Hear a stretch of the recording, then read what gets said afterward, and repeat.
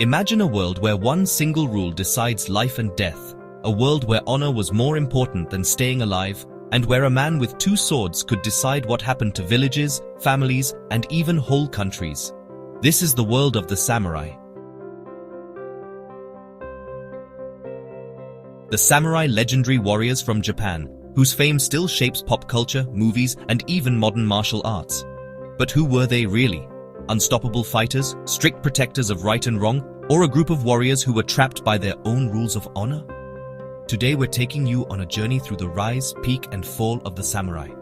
We'll discover the way of Bushido, the way of the warrior, and the story of a warrior class that shaped Japan for hundreds of years. It all starts in the 8th and 9th centuries, when the Japanese emperor wanted to make his power stronger over the different regions. But in the faraway areas, it was wild rebels, bandits, and fighting families threatened the peace. This is when the first samurai appeared. Originally, samurai just meant one who serves. They were the armed followers of the noble people, loyal, strong in battle, and ready to give their lives for their master.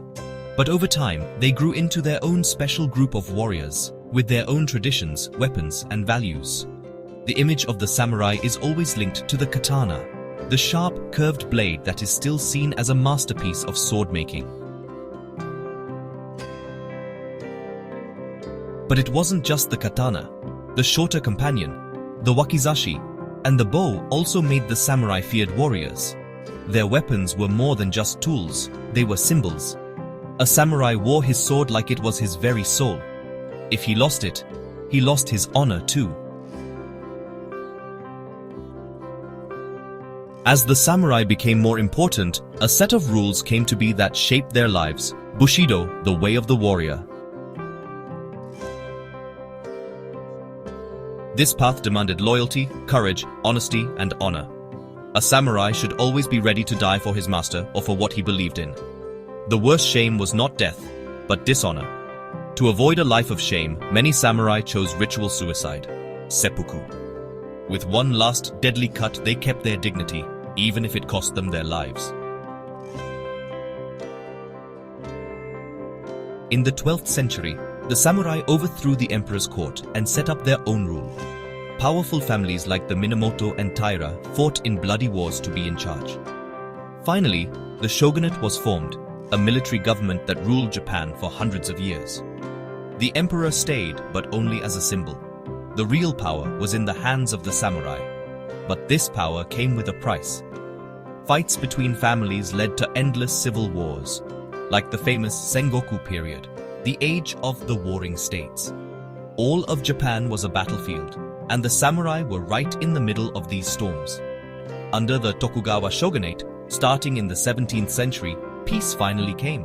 But strangely, this peace meant the slow end of the samurai. Without constant wars, they lost their purpose as warriors. Many became office workers or government officials, but they still held on to their rules, even if their swords were more like decorations than weapons. During this time, many stories, legends, and myths were created that still make the samurai seem grand today. In the mid-19th century, Japan opened up to the West after hundreds of years of being closed off. With guns, cannons, and modern warfare, samurai suddenly seemed like old things from a time long past. When the Meiji government banned wearing swords in 1876, it was the official end of the samurai class. Some tried to fight against the new ways. The most famous rebellion was led by Saigo Takamori, often called the Last Samurai. But it failed. The samurai disappeared, but their spirit lived on. Today, samurai are no longer on battlefields, but they live on in stories, movies, and traditions. Their rules still influence Japanese values like doing your duty, respect, and loyalty. And when we see a samurai on screen, in shiny armor, with a drawn katana, we remember a time when one single rule decided everything. The samurai are more than just a chapter in history. They are a symbol of the never-ending fight between old ways and new changes, between honor and staying alive. If this journey into the world of the samurai fascinated you, then don't forget to subscribe to the channel, hit the bell, and leave a comment.